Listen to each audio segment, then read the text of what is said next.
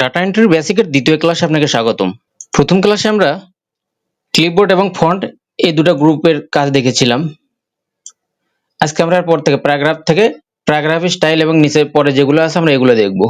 Paragraph সেকশনের কাজটা আসলে প্রথমেই আপনাকে আমি এখানে কিছু লিখে নেই। এখানে র্যান্ডমলি আপনি যেগুলো লিখে নিলাম। এরপরে প্রথমে যেটা আছে প্যারাগ্রাফ সেকশনের, এটা হচ্ছে বুলেট।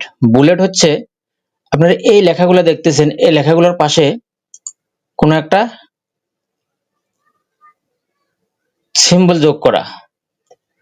আমি যদি এখানে মাউসের কার্সর রেখে যদি আমি বুলেটে ক্লিক করি, দেখেন এখানে একটা ডট চিহ্ন বসে গেছে। আপনি চাইলে এই চিহ্নটাকে পরিবর্তন করতে পারেন। আমি এটাকে ব্যাগে যাচ্ছি, এখান থেকে দেখেন এই যে আরো চিহ্ন আছে, এটার উপর ক্লিক করার পরে আপনি যদি এখানে যে ধরনের বুলেট দিতেছেন, যদি এগুলো সিলেক্ট করে ওকে দেবেন, আপনি সেই বুলেটটা এখানে সেট করতে পারবেন। তো আপনি যদি এটা প্রথম থেকে শুরু করেন, এখানে যদি শুরু করেন এই বুলেট কিছু লিখলেন, লেখার পরে যদি আপনি ইন্টার দেন, আবার এটা পরে অটোমেটিক্যালি যোগ হয়ে যাবে বুলেটটা। এটা হচ্ছে বুলেটের কাজ। আপনি এগুলো ডিফাইন করতে পারেন এনি টাইম। আপনি চাইলে এগুলো নিজের মতো, নিজের ইচ্ছা মতো নিজের ছবি দিয়েও করতে পারেন।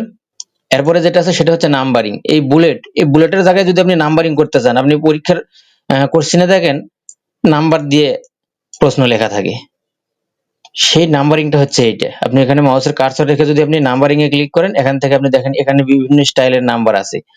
আপনি এগুলো যে কোনো কিছু ব্যবহার করতে পারেন। এটাই আমি ব্যবহার করতেছি, ধরেন এই যে নাম্বার। তো এটা যদি আপনি প্রথম থেকে শুরু করে ওইভাবে সেম ইন্টার দিবেন, দ্বিতীয়টা অটোমেটিক্যালি যোগ হয়ে যাবে। এরপর আমরা নৈবেত্তিক কোশ্চেনে দেখি একটা কোশ্চেনের অধীনে আরো চারটা অপশন থাকে। তো সেই অপশনগুলো আসলে একটার অধীনে আরেকটা থাকে, এটার জন্য আপনি এটা ব্যবহার করবেন। এই যে মাল্টিলেভেল লিস্টের জন্য আপনি এই যে ধরেন একের অধীনে আবার আছে এ, তার অধীনে আছে আই। এই যে এইরকম যে ডিজাইনগুলো দেখতেছেন, আপনি সেম ডিজাইনগুলো আপনি মাল্টিলেভেল লিস্টের ক্ষেত্রে আপনি এটা করতে পারবেন। এরপরে যেটা আছে সেটা হচ্ছে ডিক্রিজ ইন্ডেন্টটা দেখার জন্য আপনি যদি এটাকে সিলেক্ট করেন, করার পরে যদি আপনি এটাতে ক্লিক করেন, প্রথমে ডিক্রিজ হবে না, প্রথমে ইনক্রিজ দিতে হবে আপনাকে। তো এই পাশেরটা হচ্ছে ইনক্রিজ, দেখেন ডান দিকে অ্যারো, আর বাম দিকে অ্যারো, সেটা হচ্ছে ডিক্রিজ। আপনি যদি এটাতে ক্লিক করেন, দেখেন এটা একটু একটু করে সামনের দিকে এগিয়ে যাচ্ছে। এখন যদি আপনি ডিক্রিজ করেন, এটা আবার পিছন দিকে চলে আসবে। এটা আপনি আরেকভাবে করতে পারেন। এটা যদি আপনি সিলেক্ট করার পরে দেখেন এই যে এখানে স্কেল আছে, স্কেল থেকে এখানে পয়েন্টারগুলোকে যদি টেনে নিয়ে যান, এই দেখেন টেনে যেখানে রাখবেন আপনি সেখানেই চলে যাবে। এটা এভাবে আপনি করতে পারেন। এরপরে নিচে দেখেন, নিচে প্রথমে এটা আছে align, left align, centre align, right align, এরপর আছে জাস্টিফাই। চারটা অপশন এখানে দেখেন। তো প্রথমে যদি আপনি লেফট অ্যালাইন করেন, এটা লেফট অ্যালাইনে আছে, এগুলোকে আপনি সিলেক্ট করলেন, করার পরে লেফট অ্যালাইনে ক্লিক করেন, দেখেন এটা কিন্তু লেফট অ্যালাইনে আছে। যদি আপনি সেন্টারে করেন, দেখেন এখানে সবগুলো লেখা সেন্টার থেকে শুরু হবে। দুই সাইডে কিন্তু দেখেন আপনার সমান নাই, কিন্তু সেন্টারে কিন্তু সবগুলোই সমান আছে। আবার যদি আপনি রাইট অ্যালাইন করেন, দেখেন ডান পাশ থেকে সবগুলো সমান হবে। এই সবগুলো সিলেক্ট করে যদি আপনি রাইট অ্যালাইন করে দেন, সবগুলো কিন্তু ডান পাশ থেকে সমান, বাম পাশে সমান নেই এবং মাঝখানেও সমান নেই। আবার আমরা বইয়ের পাতায় দেখি সবগুলো দুই পাশেই সমান, মাঝখানে স্পেস কোনোটার বড় কোনোটার ছোট। তো এটার জন্য আসলে সবগুলো সিলেক্ট করবেন, করার পরে আপনি যদি জাস্টিফাই দেন, দেখেন দুই পাশে সমান, কিন্তু কোনোটার স্পেস বড় কোনোটার স্পেস ছোট হয়, মাঝখানের স্পেস গুলোকে তারা বেশি করে নিছে। এটা হচ্ছে জাস্টিফাই, মানে দুই পাশে আপনার লেখাগুলোকে দুই পাশে সমান করে, মাঝখানে তারা যদি কোনোটার কম বেশি স্পেস লাগে সেক্ষেত্রে সেটা করে দিয়ে সমান করে দিবে চতুর্পাশে। এরপরে যেটা আছে সেটা হচ্ছে লাইন এন্ড প্যারাগ্রাফ স্পেসিং। এটা হচ্ছে আপনার প্যারাগ্রাফ, এগুলো এখানে কয়টা প্যারাগ্রাফ আছে, এই প্যারাগ্রাফ গুলো যদি আপনি স্পেস বাড়াতে কমাইতে চান, অথবা এই লাইনগুলোর স্পেস বাড়াতে কমাতে চান, সেক্ষেত্রে এটা ব্যবহার করবেন। এগুলোকে সিলেক্ট করার পরে যদি আপনি এটাতে ক্লিক করেন, এখানে দেখেন এই যে আমি যদি এখান থেকে যত বেশি দেব, তত এগুলোর স্পেস কিন্তু লাইন স্পেস তত বেড়ে যাচ্ছে। এই যে এটাই হচ্ছে এগুলোর কাজ। তারপরে যেটা আছে সেটা হচ্ছে শেডিং। আপনি যদি সিভি লেখার ক্ষেত্রে দেখুন অনেক হেডলাইন গুলোকে হাইলাইটস করা হয়। সেই হেডলাইন গুলো হাইলাইট করার জন্য আপনি যদি এখানে মাউস পয়েন্টার রেখে যদি এখান থেকে কোনো একটা কালার দেন, আপনি দেখেন এটার নিচে কিন্তু এটা হাইলাইট হয়ে গেল। এটা যদি আপনি ধরেন এইটা এইটুকু হাইলাইট করবেন, এই যে এটা ক্লিক করবেন, দেখেন এটা কিন্তু হাইলাইট হয়ে গেল। এটাই হচ্ছে এটার কাজ। এরপরে আমি যেটা দেখাচ্ছি সেটা হচ্ছে শো হাইট। এই যে এই অপশনটা বেশিরভাগ ক্ষেত্রে দেখবেন কেউ দেখায় না। এটা কি? এটা হচ্ছে আপনার এখানে কয়টা প্যারাগ্রাফ আছে, এই প্যারাগ্রাফ গুলোকে মার্কিং করার জন্য। আমার এখানে দেখেন এই যে একটা প্যারাগ্রাফ, এখানে এটা একটা প্যারাগ্রাফ, কিন্তু আবার এখান থেকে এটা একটা প্যারাগ্রাফ, এটাও একটা প্যারাগ্রাফ, এভাবে এখানে 5টা প্যারাগ্রাফ আছে। দেখেন এখানে কিন্তু 5টা প্যারাগ্রাফ। তো আপনার পুরো পেজে কয়টা প্যারাগ্রাফ আছে এটা আপনি কিভাবে জানবেন? এটা জানার জন্য দেখেন এই প্যারাগ্রাফটা এখানে মার্ক করে দিবে। আপনি যদি সবগুলোকে সিলেক্ট করেন, করার পর যদি এটাতে ক্লিক করেন, দেখেন প্রতিটা প্যারাগ্রাফের লাস্টে কিন্তু এই যে চিহ্নটা যোগ হয়ে গেছে, দেখেন এই চিহ্নটা অ্যাড হয়ে গেছে। তার মানে আপনি এটা চিহ্ন থেকে বুঝতে পারবেন যে এটা এই পর্যন্ত আপনার প্যারাগ্রাফটা শেষ। এখানে আমি লিখছিলাম এজন্য এটা আসছে, না লিখলে এটা আসবে না। এটা হচ্ছে এটার কাজ। তো এগুলাকে আমি এবার ডিলিট করে দিচ্ছি। ডিলিট করে দিয়ে এবার আমি আপনাকে দেখাবো বাকি যে দুটো আছে, একটা হচ্ছে শর্ট আর একটা হচ্ছে বর্ডার। আমি প্রথমে শর্টের কাজ দেখাচ্ছি। এখানে আমি 1 3 5 9 7 2 4 6 8 এভাবে আমি এগুলোকে লিখলাম, উল্টাপাল্টা লিখলাম।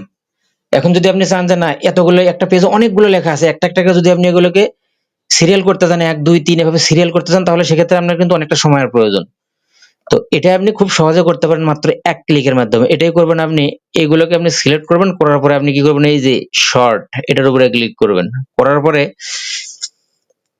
এখানে কি আছে নাম্বার, অ্যাসেন্ডিং ডিসেন্ডিং।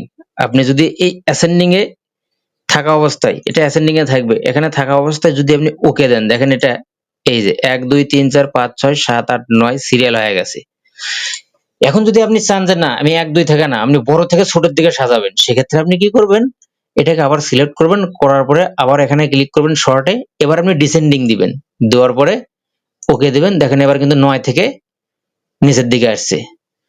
এই একই জিনিস আপনি লেটারের ক্ষেত্রে করতে পারেন। এখানে ধরেন A C B D F E এভাবে লিখলেন। এগুলোকে আপনি একই পদ্ধতিতে সাজিয়ে নিতে পারেন। আপনি যখন এখানে নাম্বার লিখছিলাম তখন এখানে নাম্বার লেখা আসছিল, এখন কিন্তু এখানে টেক্সট লেখা আসছে। দেখেন এখন যদি আপনি এটাকে অ্যাসেন্ডিং দেন, দিয়ে ওকে দেন, দেখেন এটা A B C D E F ক্রমান্বয়ে এটা সিরিয়াল হয়ে গেছে। এটাই হচ্ছে এই শর্টের কাজ। এরপরে যেটা আছে সেটা হচ্ছে বর্ডার। বর্ডার হচ্ছে আপনি কোনো একটা এই ধরনের টেবিল এটা আর কি, এর মধ্যে আপনি কোনো কিছু লিখবেন, আপনি চাইলে এর মধ্যে বর্ডার ড্র করে, এখানে একটা বর্ডার আছে চতুর্পাশে, আপনি চাইলে এখানে এই যে ড্র টেবিল, আপনি এটাকে ড্র করলেন। এবার যদি আপনি এখান থেকে এটা ড্র করেন, দেখেন এই যে এভাবে আপনি ড্র করতে পারেন এটা দিয়ে।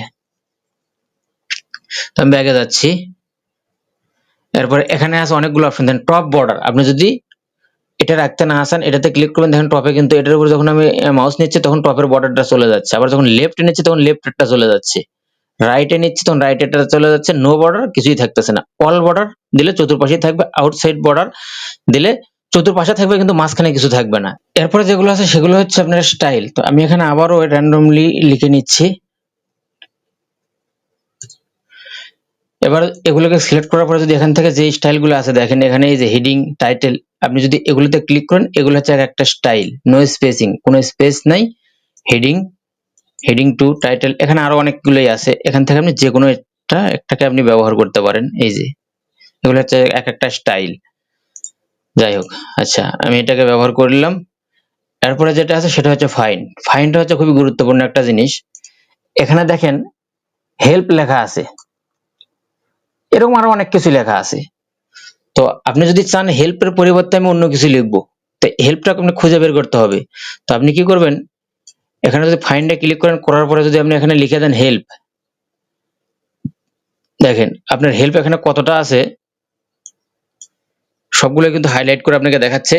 আপনার এই পেজের মধ্যে দুটো হেল্প লেখা আছে। আপনি এখন চাইলে এভাবে যে কোনো কিছু আপনি খুঁজে বের করতে পারেন। আপনি যদি এখানে কি লেখা আছে টু এখানে কয়টা আছে, আপনি ফাইন্ডে ক্লিক করলেন, করার পরে দেখেন এখানে যদি আপনি টু লিখে দেন, টু লেখার পর আপনি ইন্টার দিলেন, দেখেন এই পেজে কতগুলো টু লেখা আছে, আপনাকে হাইলাইটস করে দেখায় দিচ্ছে। তো কাজগুলো সত্যি অসাধারণ এগুলোর কাজ। এরপরে যেটা আছে সেটা হচ্ছে রিপ্লেস। দেখেন এখানে টু, এই পেজের মধ্যে কতগুলো টু আছে, অনেকগুলো টু। তো আমি যদি চাই টুর পরিবর্তে অন্য কিছু লিখবো, তো এই টু ফাইন্ড হোয়াট অপশন, এটাকে এখানে আপনি টু লিখবেন, লেখার পরে রিপ্লেস উইথ, এখানে আপনি কি লিখতে চান টুর পরিবর্তে আপনি যদি এখানে ডাবল টু লিখে টি ডবল ও লিখে দিলেন, দেওয়ার পরে যদি আপনি এখানে দেখেন রিপ্লেস অল, দুটো অপশন। আপনি যদি রিপ্লেস দেন তাহলে সেক্ষেত্রে কি হবে, এখানে একটা টু রিপ্লেস হয়ে যাবে। আপনি যদি রিপ্লেস অল দেন, এই পেজের মধ্যে যতগুলো টু আছে সবগুলোই রিপ্লেস হয়ে যাবে। দেখেন আমি এখানে রিপ্লেস অল দিচ্ছি, ইয়েস, এই পেজের মধ্যে যতগুলো টু আছে সবগুলোতে ডাবল টু হয়ে গেছে। দেখেন এই যে আমি যদি এখন এটাকে ফাইন্ডে যাই, যাওয়ার পরে যদি দেখেন আরেকটা টু আমি এখানে, এবার যদি আমি ফাইন্ড করি এটাকে রিডিং হাইলাইট, দেখেন হাইলাইট অল সবগুলো টু এখানে, এগুলো কিন্তু আগে একটাও ডাবল টি ডবল ও ছিল না, আগে ছিল টি ও, শুধু টি ও ছিল। তো এগুলা সব চেঞ্জ হয়ে গেছে। তো ফাইন্ডের এগুলো আসলে অসাধারণ কাজ এগুলা। এরপরে যেটা আছে সেটা হচ্ছে সিলেক্ট। এখান থেকে আপনি সিলেক্ট করতে পারেন।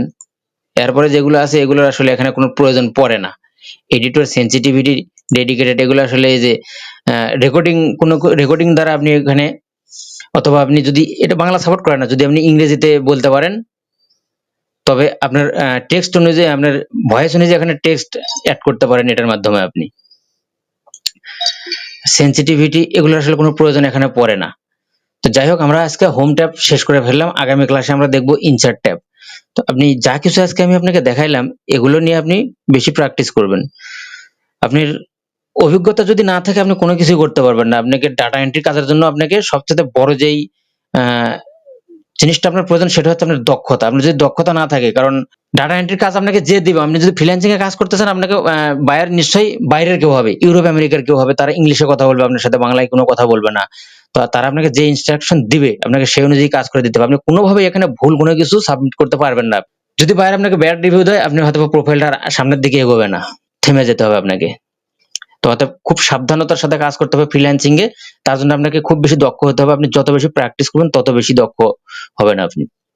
আমি আপনাকে সাজেস্ট করবো এটাই, আপনি ধৈর্য সহকারে সবগুলো খুব ভালোভাবে আয়ত্ত করবেন। আর পরবর্তী ভিডিওর জন্য আপনি চ্যানেলটির সাথেই থাকবেন। ধন্যবাদ।